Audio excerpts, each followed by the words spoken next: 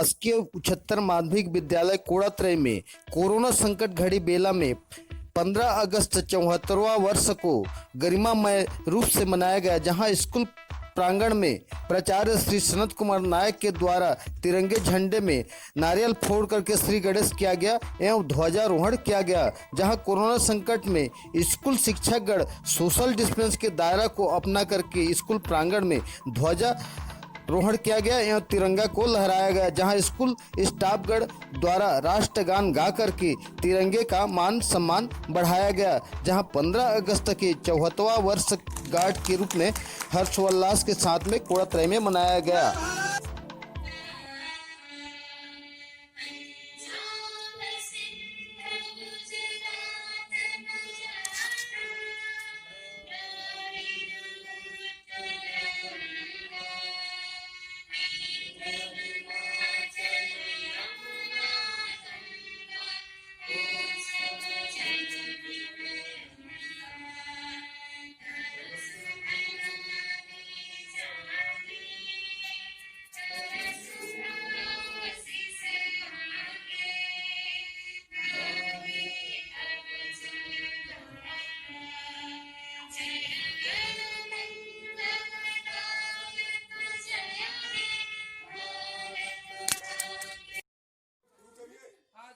सभी सावधान हो जाइए।